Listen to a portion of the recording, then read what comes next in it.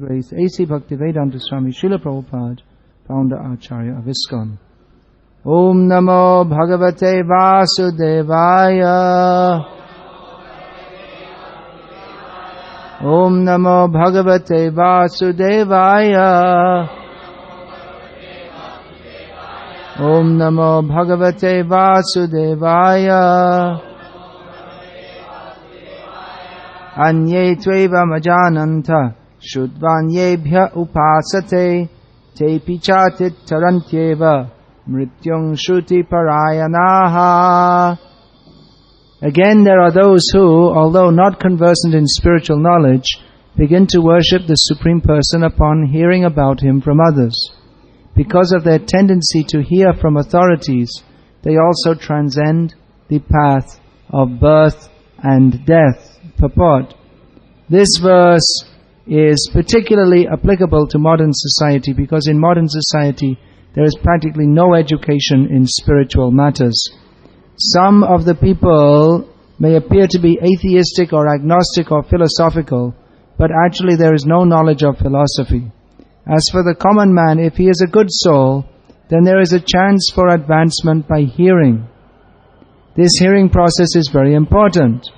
Lord Chaitanya, who preached Krishna consciousness in the modern world, gave great stress to hearing, because if the common man simply hears from authoritative sources, he can progress, especially, according to Lord Chaitanya, if he hears the transcendental vibration, Hare Krishna, Krishna Krishna, Hare Hare, Hare Rama, Rama Rama, Hare Hare. It is stated, therefore, that all men should take advantage of hearing from realized souls and gradually become able to understand everything. The worship of the Supreme Lord will then undoubtedly take place. Lord Chaitanya has said that in this age, no one needs to change his position, but one should give up the endeavor to understand the absolute truth by speculative reasoning. One should learn to become the servant of those who are in knowledge of the Supreme Lord. If one is fortunate enough to take shelter of a pure devotee, hear from him about self-realization, and follow in his footsteps, one will be gradually elevated to the position of a pure devotee. In this verse particularly, the process of hearing is strongly recommended, and this is very appropriate. Although the common man is often not as capable as so-called philosophers, faithful hearing from an authoritative person will help one transcend this material existence and go back to Godhead, back to home. Anye tveva majananta shutvanyebhya upasate te pichatit tarantyeva mrityung shruti parayanaha. Again there are those who, although not conversant in spiritual knowledge, begin to worship the Supreme Person upon hearing about Him from others. Because of their tendency to hear from authorities, they also transcend the path of birth and death. In this verse and purport, stress is placed upon the most essential point of hearing about Krishna from proper authorities. There are 9 processes of devotional service, of which hearing and chanting are the most important. Sometimes in Prabhupada's books we find that hearing is most important, and sometimes we hear that chanting is most important. Actually, they're both most important. No one can chant unless he's heard. First of all, you have to hear what to chant. Then you can chant.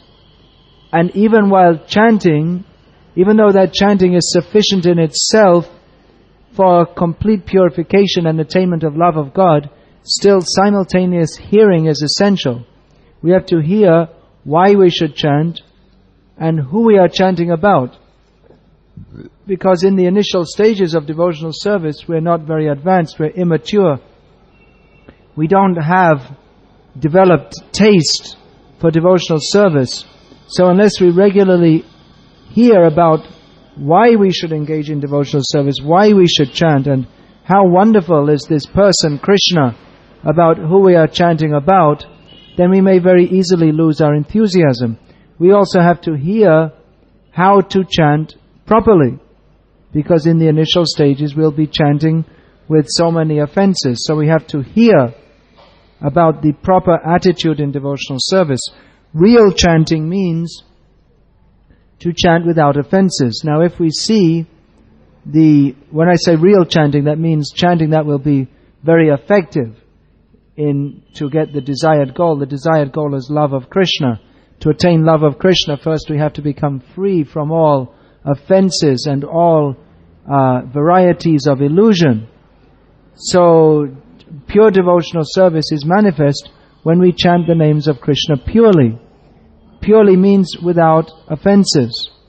So if we see the offenses, they're mostly based upon ignorance. That to consider the names of Lord Brahma or Lord Shiva or any demigods to be equal to or independent of the name of Lord Vishnu, that is one of the offenses against the holy name. So we have to hear about the supreme position of Krishna, how Krishna is above all the demigods, how He is the source, aham vadehi devanam, He is the source of all the demigods. And then we can be fixed in our conviction that Krishna alone is supreme. Then when we chant, we won't think that chanting Hare Krishna or Durga Durga is all the same, because by hearing we will know clearly that Krishna is supreme. Or other offenses, to consider that chanting Hare Krishna is like some mundane pious activity recommended in the Karma Kanda section of the Vedas for attaining worldly piety which leads to worldly enjoyment. This is one of the offenses against the holy name. Again, it's based on ignorance. It's based on the supposition that chanting Hare Krishna is simply like one of the many activities in the Vedic literature, such as visiting holy places with the idea of getting some punya karma, some pious effect, or performing austerities or sacrifices with the aim of nullifying our sinful reactions and increasing our pious activities so that we can get material enjoyment which comes from piety, such as going to the heavenly planets. We may think chanting Hare Krishna, that's very pious, that's very good. If I chant Hare Krishna, then as a result, it's just like performing some sacrifice for attaining a fruitive result. So I'll chant Hare Krishna like that.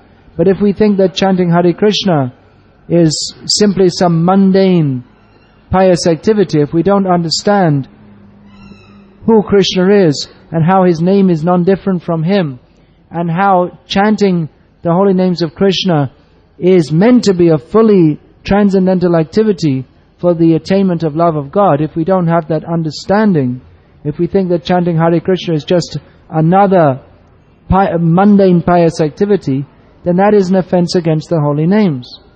So how can these offenses be overcome? By knowledge. So knowledge means we have to hear. The root cause of all our problems is ignorance. What is the root? What is our problem? Our problem is that we forgot Krishna. Krishna bhuli se jeev anadi bahimuk atev maya tare deya shangsharaduk. We're suffering in this material world because we forgot Krishna. And therefore, since time immemorial, we are envious of Krishna. We're bahimuk. We're indisposed to Krishna. Therefore, we are suffering miseries in this material world. Therefore, we have to hear about how we can actually become happy, how we can become free from all miseries. Now, what is that hearing? To understand that I am the servant of Krishna. I have to serve Krishna. I'm suffering in this material world because I'm not serving Krishna. So hearing is essential. Hearing from the right person. Because there are many people with many different ideas. In the modern age we have many different kinds of so-called philosophies, and there are many intelligent people in the world who are blessed by Krishna through the agency of His material energy with creative intelligence to invent many different kinds of philosophies. But actually real philosophy means to understand the truth as it is, which is, again, that Krishna is the Supreme Person, we're all His servants. So we have to understand that, we have to hear from proper authorities. Now in the modern age, this idea of an authority, spiritual authority, it's not very popular. There is a common idea that anyone can have his own, propagate his own theory, and any theory is as good as any other theory. And someone who's more intelligent or more creative, he is a good speaker, he's got many good ideas, so you can go and listen to him and take some ideas from him and maybe take some ideas from someone else. But this is not the proper process to gain knowledge, at least according to Vedic sources. According to Vedic sources, which is, actually if we consider it, makes sense, that knowledge is fixed. Knowledge and opinion are two different things. Nowadays, many people are propagating their opinions as if it was knowledge. But actual knowledge means something which is fixed. It's not dependent upon opinion. Just like, what is the answer to the question? 2 plus 2 equals what? It's not a matter of opinion. It's a fact. 2 plus 2 equals 4. It's not subject to anyone's opinion. 2 plus 2 equals 5, 2 plus 2 equals 7. It doesn't change. It's not that tomorrow 2 plus 2 will be equal to 5. 2 plus 2 is always equal to 4. Similarly, what is the nature of the Supreme Absolute Truth? It doesn't change from day to day. That is one of the very characteristics of the Absolute Truth, that it's not changeable.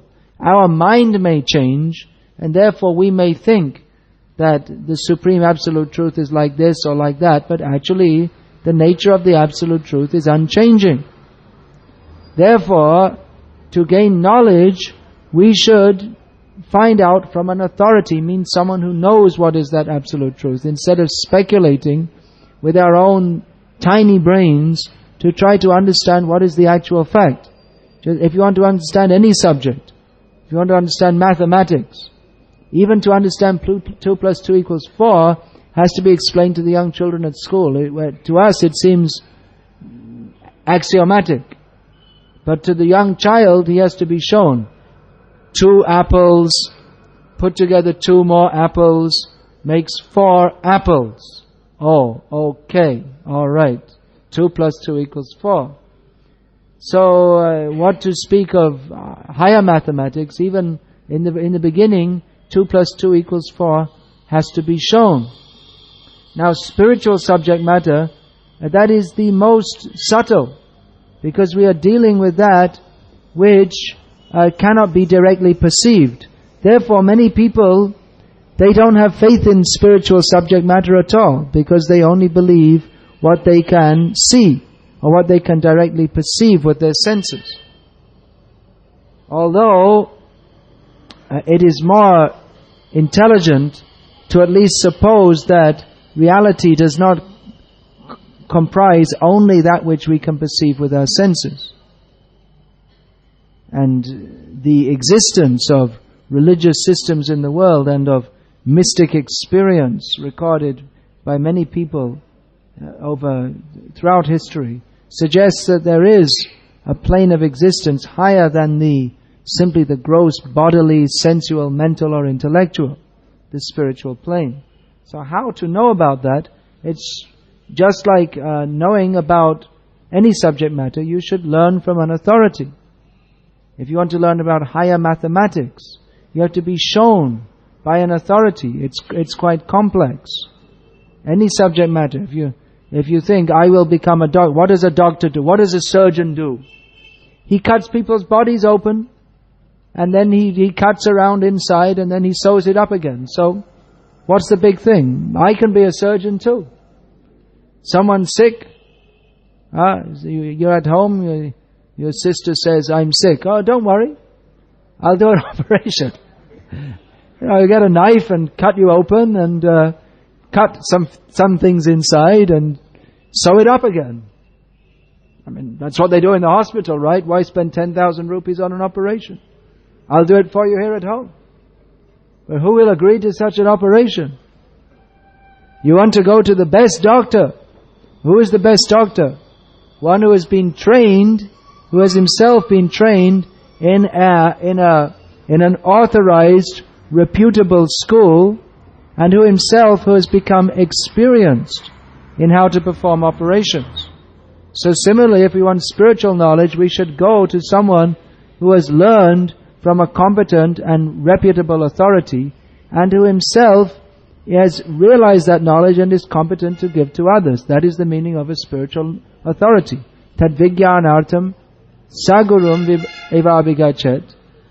One should go to a spiritual authority who is shrotriyang brahmanishtam, who has heard from other. That is his qualification. He is heard, and he is himself fixed up in that knowledge, and is therefore competent to guide others. Now that requires some faith. Here we see that Krishna says, Shruti Parayana, one who is inclined to hear from the proper authorities. That requires some initial faith. Those who are skeptical, they cannot learn. Just like you are coming to hear because you have some faith. Those who are skeptical or simply not interested due to lack of piety, they won't like to come and hear. There are many people who are skeptical. But as in any subject matter, you can't begin to learn unless you have some initial faith. The same thing, if you want to learn mathematics and the teacher is 2 + 2 = 4 and you start protesting. No, why? Why 2 + 2 = 4? Who do you think you are? I have my own idea. Or they come to calculus and they draw some Greek figures on the board. What is this? All Greek, it's all rubbish. I can't understand it, therefore it's all rubbish. It actually means that you're a fool. You're a fool, you can't understand what calculus is, therefore you should be taught. But if you simply reject, no, this is all rubbish, I don't want to hear, then you remain a fool forever. And you may think I'm very intelligent, but you don't understand. And those who do understand, they can converse about each other.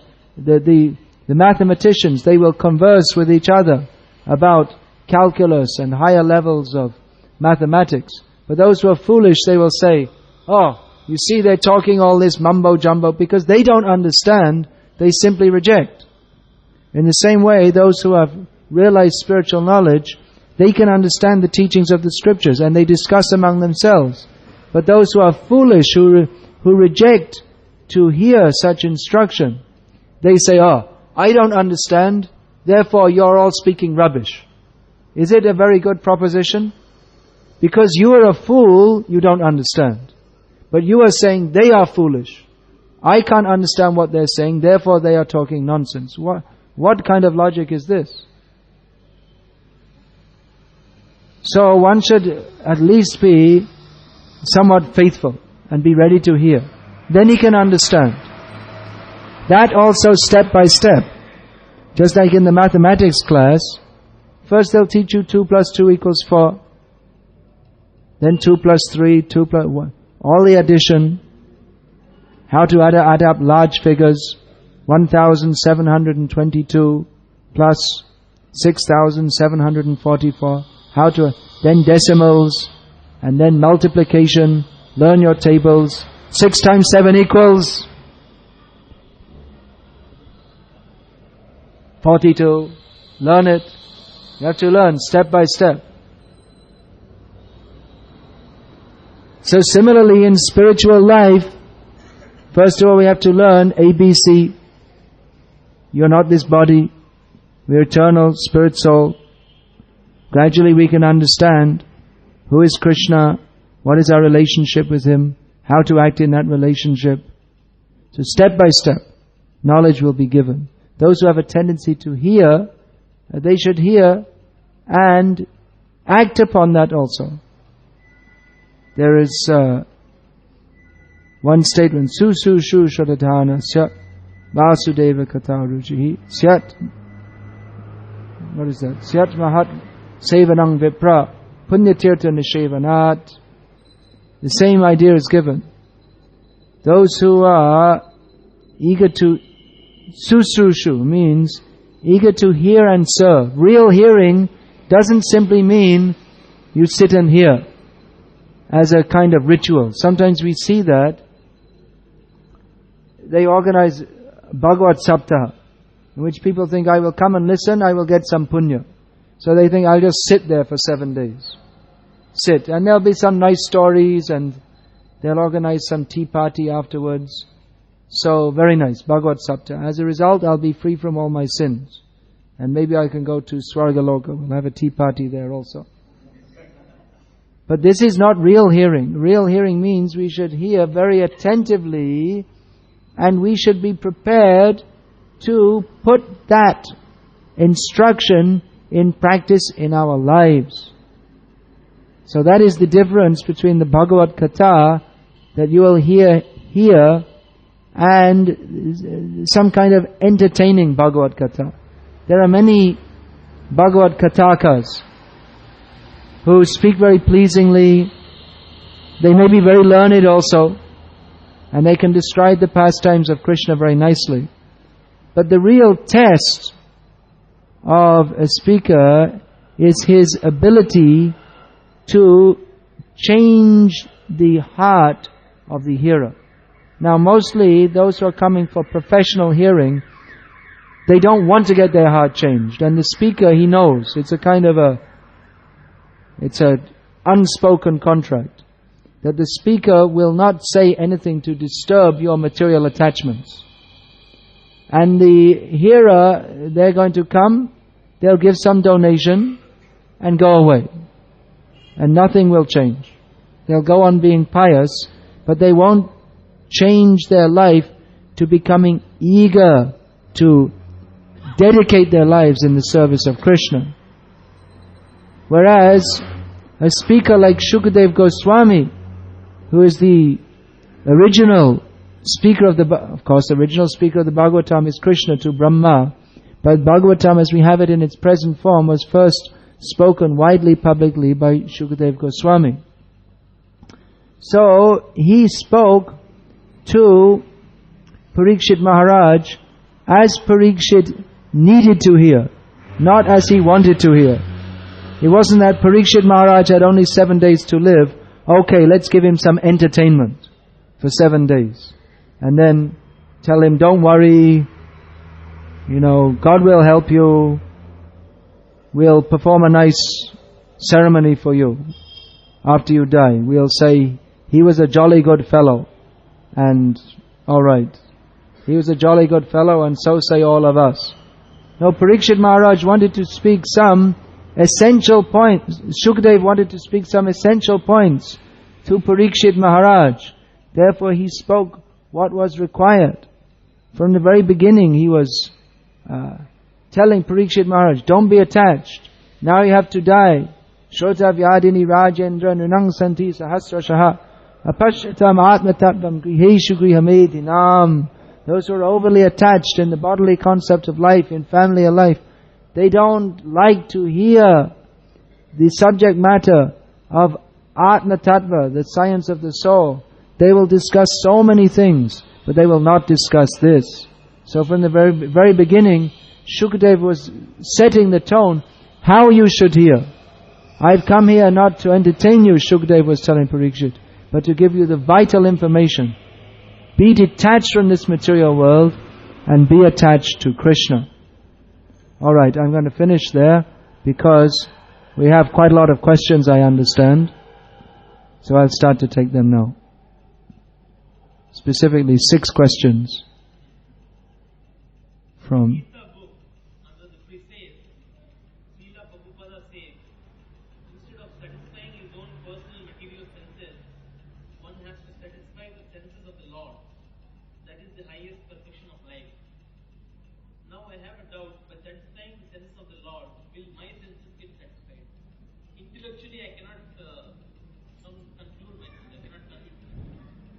Well, if you can't intellectually do it, why don't you try?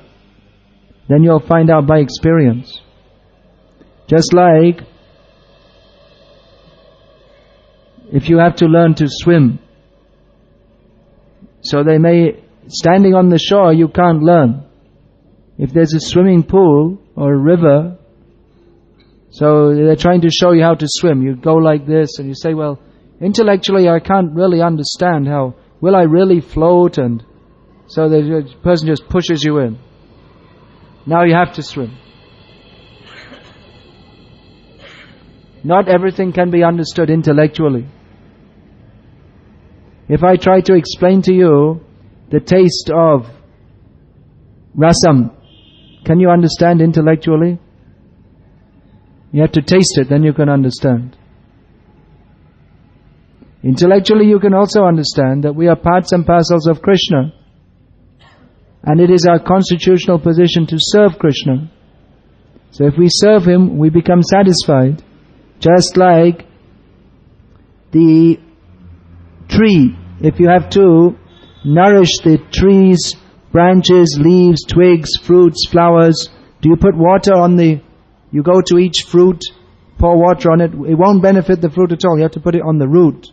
So similarly, Krishna is the root of all existence. If we satisfy Him, we become satisfied.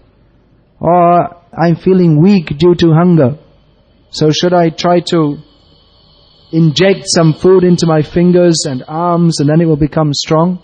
Now, there's a proper system. You should eat food through the mouth, it will go to the stomach, and then the whole body will be nourished. So in the same way, if we satisfy Krishna, we become satisfied. If you can't understand it intellectually, just try to serve Krishna and you'll find out experientially.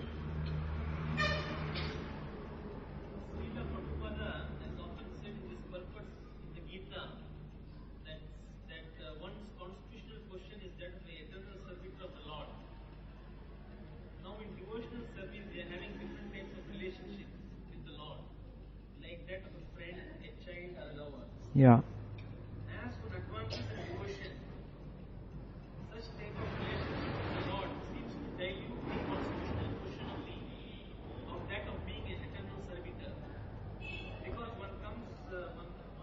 because there seems to be a oneness between the devotee and the Lord. They seem to come closer. No, the basic principle of all these relationships, the relationship of the friend to Krishna, the lover to Krishna, the parent to Krishna, the basis is service. Every living being is constitutionally a servant of the Supreme Lord, because He is supreme, He is great. So naturally the position of the small in relation to the great is to serve Him. So the basis of all the relationships is service. But when a living being wants to serve Krishna more, when his service mode becomes more intense, his desire to please Krishna is more, then he may be a friend, a parent, a lover. There's closer intimacy which is more pleasing to Krishna. Ultimately, what does service mean? It means to please the person who is served. So, a friend of a person, in one sense, someone's friend, there's a service because there's an exchange of talk and activities. So, friend means you have to be together. There have to be two people. So they're both serving each other by being friends to each other. Similarly, the parents serve the children even more intimately than an official servant, because they give their life practically for the children. And a lover, that service is the most intimate by its very nature. The conjugal love is very intimate. So that only someone who has got a very deep sense of surrender to Krishna can become a lover of Krishna. Anyway, these other rasas or relationships with Krishna, they can develop when one is firmly fixed in his position of servitorship. Then other rasas may be conferred upon the devotee. It's not something that we should start to think, well, am I a friend of Krishna, or we're still maintaining our mundane friendships. First we should be firmly fixed in our position of servitorship to Krishna, and then the other rasas, Sakhya ras, Vatsalya ras, Madhurya ras, they can develop. But they don't, in one sense it may appear externally that it dilutes the sense of servitorship. And in one sense that's true, but it's not, it's diluted because there's higher nectar, another kind of nectar which is mixed in. Those who are friends of Krishna, they have an intimacy with Krishna that is not there with the servant. The servant is always in a mood of awe and reverence. The friend is more loose and free. A friend can slap another friend on the back. The servant can't do that to a master. But that is more pleasing to Krishna. But only by his liberated devotees. We can't do that.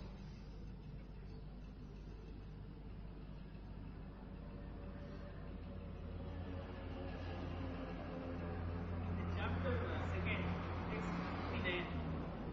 The Lord says, the embodied soul may be restricted from sense enjoyment, though the taste for sense objects remains. But ceasing such engagements by experiencing a higher taste, he is fixed in consciousness. Now even Arjuna was a person having a very different taste. Now how does one develop this higher taste? You follow the process of devotional service. Devotional service means bringing us in contact with Krishna by hearing about Him, chanting about Him, serving Him. So what is the higher taste? The higher taste is service to Krishna. So by performing sadhana bhakti, or the basic principles of devotional service, then naturally our taste, it's a natural thing. It naturally awakens.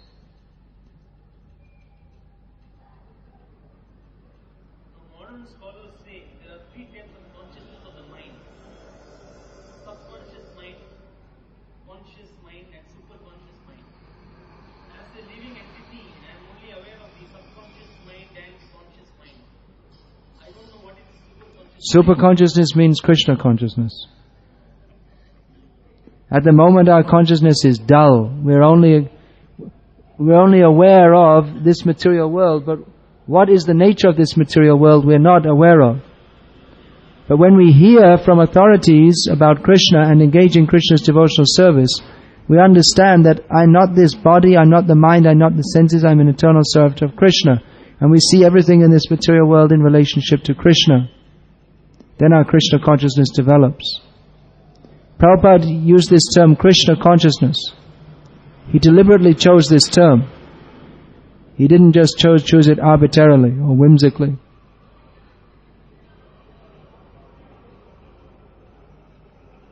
Chapter 6, text 14, is when the Lord says one should hold one's body, neck and head erect in a straight line and stare steadily at the tip of the nose.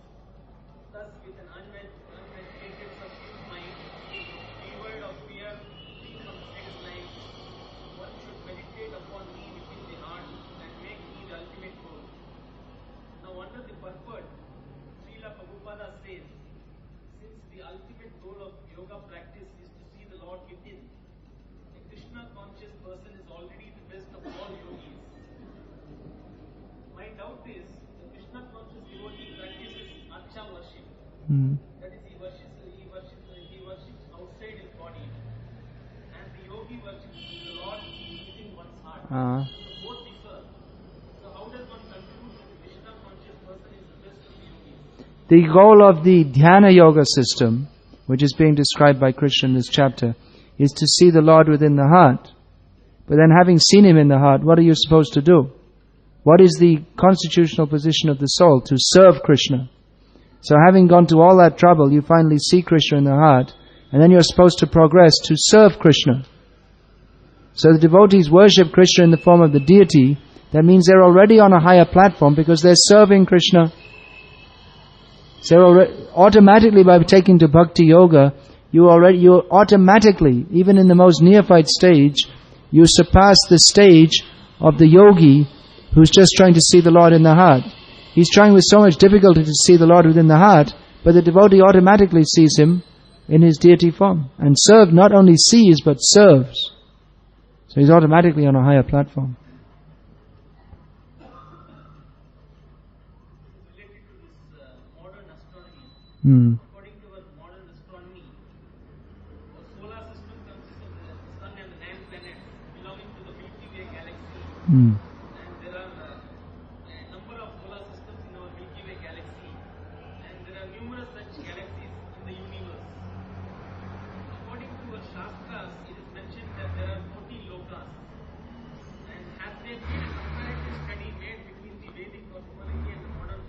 There has, one of our devotees, Sada Puttadas, he's published a book and has given made several video shows about this. I think that book may be in our library here, Vedic Cosmography and Astronomy.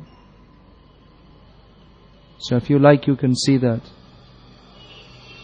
Personally, I don't care too much.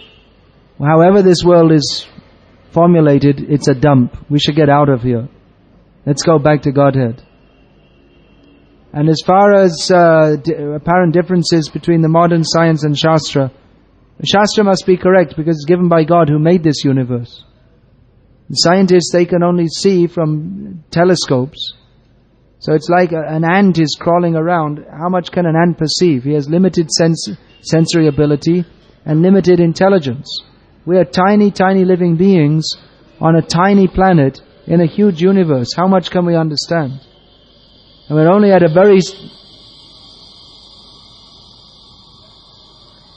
we're only at one point in time. But the universe, according to modern astronomers, the universe when we see the stars at night, that's not how the universe is at present anyway, because it's taken so much time for the light from the stars to reach us.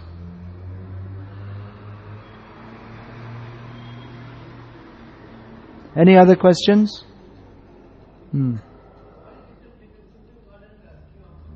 Supreme God. What is the difference between Supreme God and Supreme Absolute Truth? There is no difference.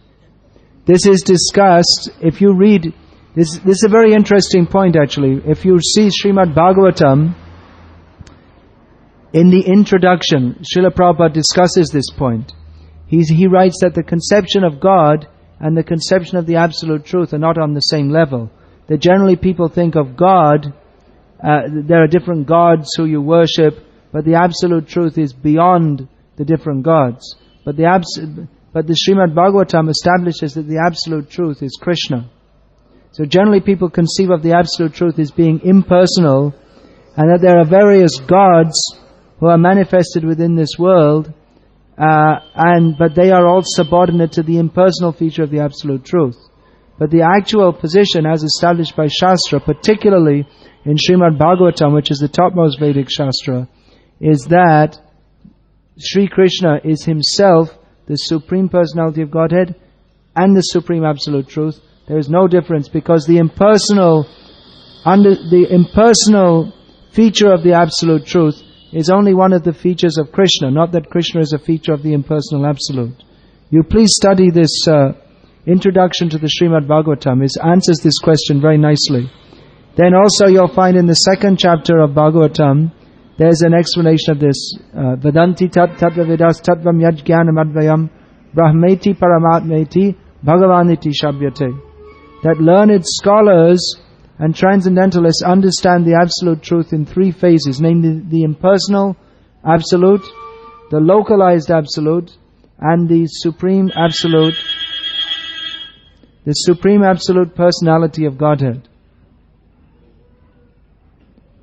In fact, to understand this point clearly, you should read all of Prabhupada's books several times. It's often a source of misunderstanding, this point. Any other question, please?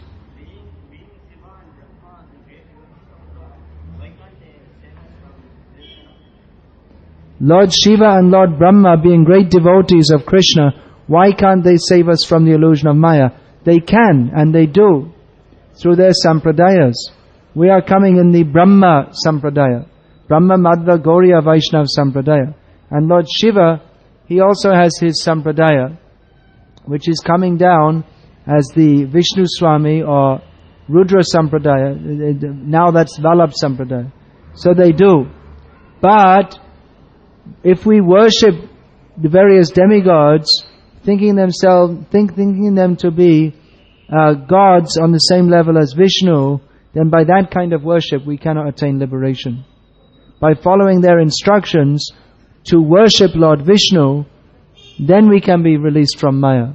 But if we're in the misconception that Lord Vishnu is not supreme and all the demigods are all the same, then by that misunderstanding we cannot be released from Maya. Because that's another kind of Maya, it's another misunderstanding.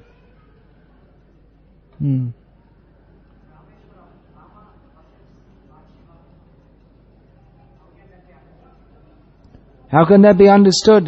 Krishna says in Bhagavatam, Mad Bhakta Puja Badika, worship of my devotee is more important than me.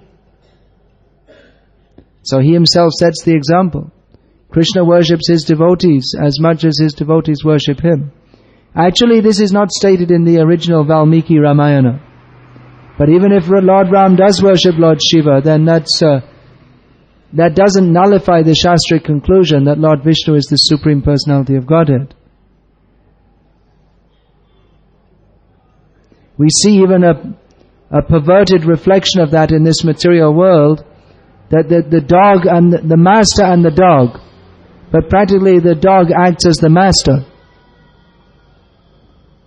That's a perverted reflection, that the master also serves the servant.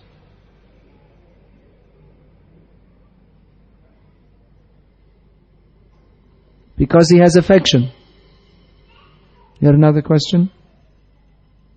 There is only a very brief description about Goloka Vrindavana in the Bhagavad Gita. There, Srila Prabhupada says, describes it as Chintamani Dhamma.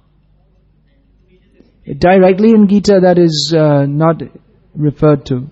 Krishna refers to his dham, in the purports. Golok Dham, that is described specifically in the Brahma Samhita, that beyond this material world there is the spiritual world, where there are innumerable Vaikuntha planets. The topmost Vaikuntha planet is called Golok Vrindavan, where there are 3 divisions, Dwarka, Mathura and Vrindavan. So that is the topmost abode. That you'll find detailed description, that you have to study Prabhupada's books. You'll find that there. Chintamani prakara sadmasu kalva vriksha lakshavriteshu surabhir abhipalayantam lakshmi sahasrashata sambrama sevyamanam govindavadi purusham tamaham bhajami. There, everything is made of chintamani, wish-fulfilling stones. There are wish-fulfilling trees. That devotees, their only desire is to serve Krishna. So the trees supply all that they may require to do that. There are many Lakshmis, not exactly Vaikuntha Lakshmis, but Gopis, Prema Lakshmis, Vraja Lakshmis, who's innumerable, who serve Krishna. Krishna is tending the cows in Golok Vrindavan. Any other question?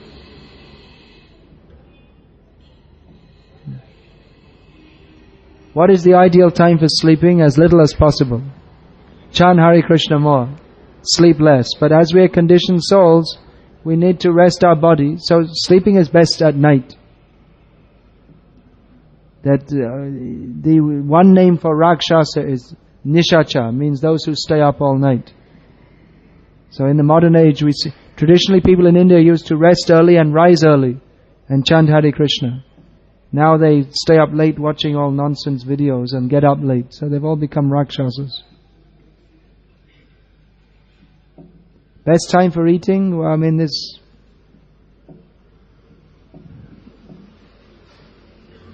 best time for eating according to Ayurveda is midday, when the sun is strong.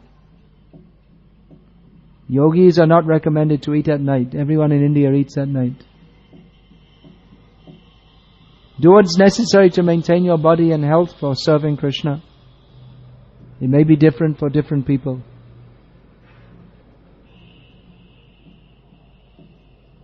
Anything else?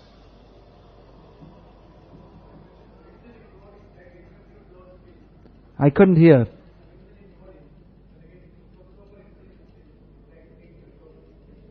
Devotees creating new philosophies? I can't hear. Why don't you come closer?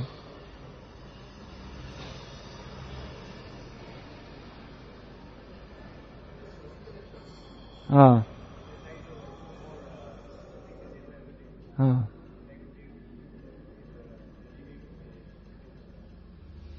Ah.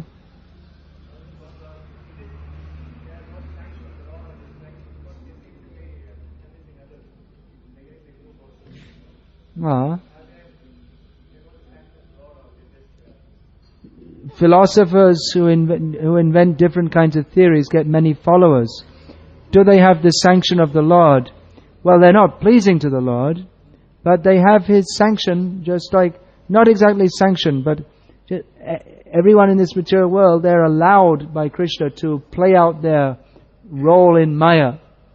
And someone who has some pious activities, he may misuse that.